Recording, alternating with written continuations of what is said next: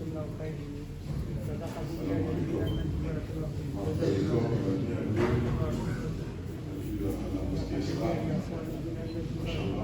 d'avancer au maximum. Vous allez voir un peu plus de monde au fur et à mesure. On essaie d'avancer dans l'école. Comme d'habitude, pour votre participation. On continue sur le projet. L'architecte, on a eu un petit arrêt parce que l'architecte est parti en Algérie. Son père est décédé là à mois. Donc là, il est de retour, il n'y a plus de pause. Ça nous permet aussi, nous, d'assurer au niveau des collègues, machallah, comme vous voyez. Donc, plus nous sommes à une hauteur positive et intéressante, plus c'est bien. Parce que le nerf de la guerre, comme vous le savez tous, c'est les finances pour un tel projet. Donc, alhamdoulilah, là, il est de retour, on va pouvoir continuer. Il y a deux phases importantes qui sont à faire, c'est le permis de construire et la signature chez le notaire, la signature du bail.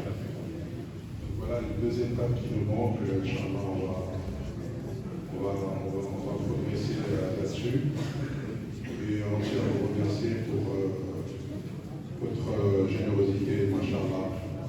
Sadaqa Jaliya. Ce que je disais tout à l'heure à la première Jumu'ah, c'est que la sadaqa, c'est une protection contre tout ce qui peut arriver de mal et une protection aussi contre tous les mauvais esprits, Masha'Allah, et une guérison pour les malades. Et surtout le vendredi, comme a dit Cheikh Rahim Al-Hajj la semaine dernière, là, nous avons le Cheikh Ibrahim Al-Mouri qui fera le prêche, Inch'Allah. Pour continuer, là, je dis qu'on peut faire, on est dans un mouvement, Masha'Allah, c'est assez exceptionnel. Au niveau des collectes, mais ça c'est un bienfait, c'est beaucoup de baraka, beaucoup de frères qui voient qu'il y a l'intention, il y a la rigueur au niveau de la gestion, et il y a la sincérité, et puis il y a aussi votre générosité. Allah subhanahu wa ta'ala, il y a beaucoup de frères, beaucoup de baraka. Donc c'est un tout et on peut être que satisfait. Ce que je disais souvent, c'est que les musulmans, ils ont quand même des grandes qualités. La communauté musulmane, mashallah, la communauté musulmane est une communauté très généreuse, bienfaitrice, qui fait du bien. Et mashallah, ça c'est important. On l'oublie souvent. Parce qu'on reçoit des financements de nulle part, on attend de personne.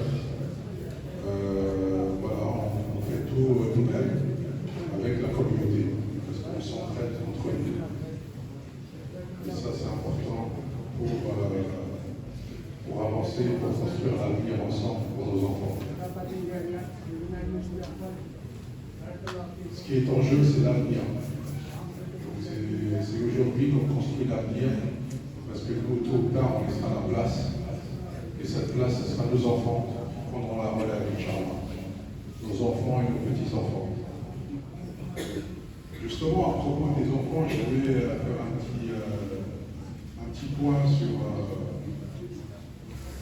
sur ce qui se passe ces temps-ci avec les bandes de jeunes.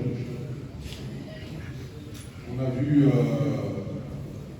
dernièrement, la semaine dernière, il y a eu deux décès, deux morts à Saint-Denis, dans des circonstances donc différentes, à trois jours d'intervalle, 2 jours d'intervalle, une histoire de bande, de rivalité, et donc le résultat, c'est quand même des familles, des jeunes qui ont 16 ou 17 ans. Il y a Farid et un autre qui est d'origine malienne. C'est vraiment triste pour la famille, triste pour la communauté et triste même pour l'autre famille. Parce que bien entendu, les autres ont été rattrapés, et surtout le coupable. Donc cette histoire de règlement de compte de bande pour des futilités. Alors je ne parle pas de règlement de compte à Marseille, etc. Ça c'est autre chose. Ça c'est le trafic de drogue, c'est encore plus grave. Je parle des petits jeunes qui sont lycéens, qui ont 15, 16 ans. Ils sont tout jeunes, alors voilà, chacun essaie d'avoir un territoire, ou bien il y en a un qui va le regarder, il va mal parler, des histoires, il n'y a pas d'histoire. Pour rien, pour un oui, pour un non, pour un regard, eh bien on se lève. On vient avec des armes blanches, ou bien on arrive en groupe sur 2-3 jeunes, et les dégâts, les conséquences. Un blessé, un mort, etc. Sachant que dans cette affaire, ce genre d'affaire, tout le monde est perdant. Donc il y a un message fort que j'envoie aux jeunes. Tout le monde est perdant dans cette affaire. Celui qui a perdu la vie, qui a 15 ans, 16 ans, la famille en face, les parents dans un état catastrophe toute leur vie, la famille, la communauté musulmane et la société tout entière. Tout le monde est perdant. Ça, il faut que ça s'arrête. Il faut que ça s'arrête. Et en particulier, le problème, c'est que c'est régulièrement des musulmans. C'est pas tout le temps. Moi, j'arrive des cas. On a eu aussi une médiation qu'on a fait la semaine dernière avec un groupe de jeunes de Montreuil qui ont attaqué un jeune pour une histoire de fille ou je ne sais quoi, qui l'ont attendu à la sortie du lycée et qui lui ont sauté dessus à 5 ou 6. Bon, Dieu merci, il n'a pas eu de gravité. La maman n'a pas voulu porter plainte parce que l'affaire aurait été en justice. Ça aurait été terrible aussi pour les enfants, puisqu'ils sont lycéens, ils démarrent dans la vie. Vous imaginez avec un tribunal une accusation en bande organisée, c'est violence en bande organisée, avec des preuves parce qu'ils étaient à l'hôpital. Dieu merci, ils sont sortis. Elle est venue ici, elle ne voulait pas porter plainte. On a fait la médiation, on a rencontré donc les jeunes, etc., avec Cheikh Othman, et puis Adam, on a fait la médiation. Dieu merci, ce sont des parents qui ont été à l'écoute.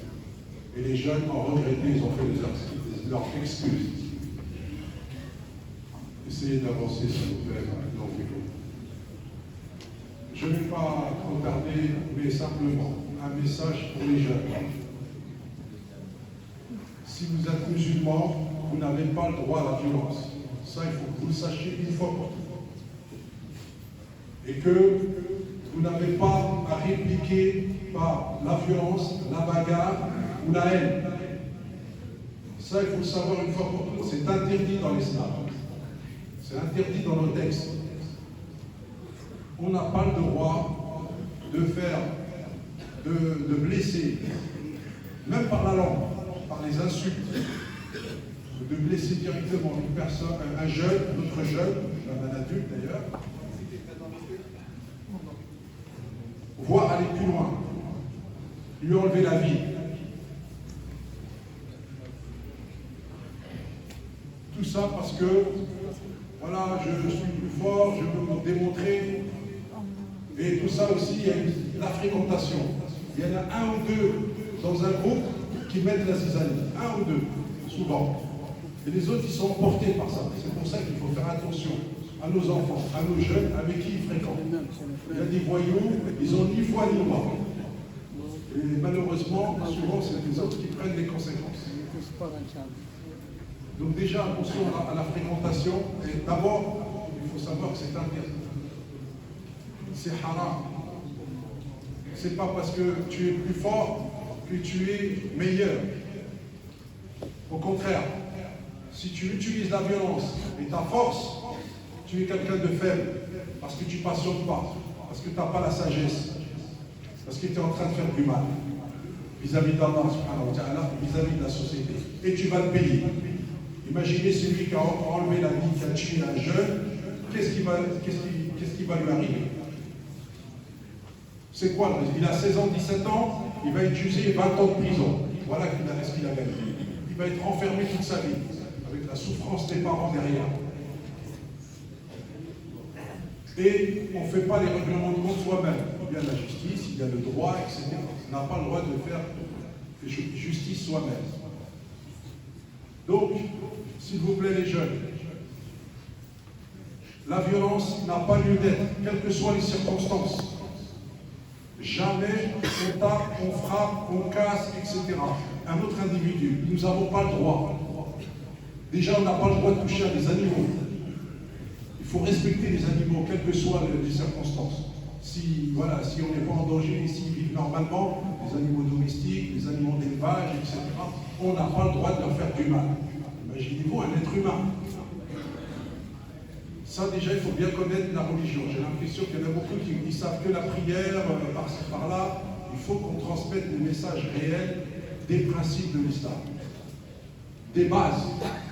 On n'a pas besoin d'être un savant ou un professeur d'islamologie ou je ne sais quoi. C'est élémentaire. Donc, de la violence, il faut cesser, s'il vous plaît, déjà. D'autre part, quelles sont les origines? D'où vient cette violence? Les réseaux sociaux. Il faut que les parents, on doit pouvoir surveiller nos enfants. Avec ces TikTok et tout ce trafic qui se passe dans le smartphone. Ça, c'est producteur de violence et de haine. Ils s'envoient des messages entre eux et ils s'excitent, chacun s'énerve, et résultat, il y a une bande qui sort pour attaquer une autre bande, ou bien pour attaquer 2-3 jeunes. C'est ce qui s'est passé dans l'affaire qu'on a traité en tant que médiateur. C'est la première fois que ça arrive à la mosquée, mais on va continuer. On va essayer de faire la médiation des jeunes entre eux. Et on va les inviter à venir ici. Barakallahu fikum. Donc attention aux réseaux sociaux. Apprenez la religion. Apprenez bien votre religion, s'il vous plaît. Le message de paix et d'amour. Arrêtez la haine. On arrête le racisme et la violence. Et pas vis-à-vis des jeunes, pour toute la communauté. Barakallahu fikum. Wassalamu alaikum wa rahmatullah.